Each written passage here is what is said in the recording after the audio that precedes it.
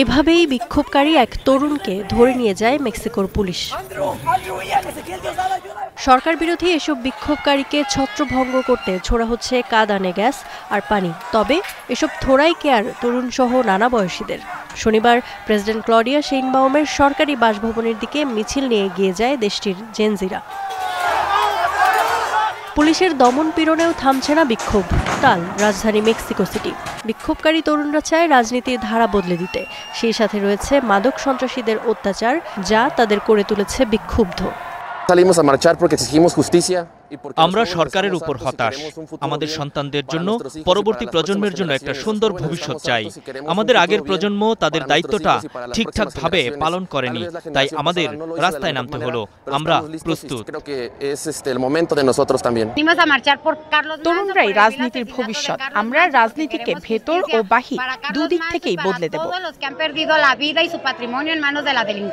দেশজুড়ে মাদক সন্ত্রাসীদের দৌরাত্ম্য নিয়ে আগে থেকেই ক্ষুব্ধ ছিল মেক্সিকানরা। গেল 1 নভেম্বর উরুয়াপান শহরের মেয়র কার্লোস মানজোর খুন হন, যিনি মাদকের বিরুদ্ধে লড়াই করছিলেন। তাকে হত্যা করায় ক্ষোভ আরও বাড়তে থাকে।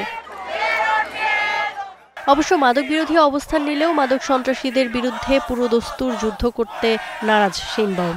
কারণ এর আগে যে সরকারই এমন পদক্ষেপ নিয়েছে তা শেষ হয়েছে রক্তক্ষয়ী পরিণতিতে। বন্ধ করা সম্ভব হয়নি মাদক পাচার। অবশ্য বিক্ষোভকে বিরোধী দলের চক্রান্ত বলে অভিহিত করেছেন প্রেসিডেন্ট শেইনবাউম। বাক স্বাধীনতা ও বিক্ষোভের স্বাধীনতায় আমরা বিশ্বাসী। তরুণরা যদি মনে করে তাদের কোনো দাবি আছে, তাহলে তারা বিক্ষোভ করতে পারে।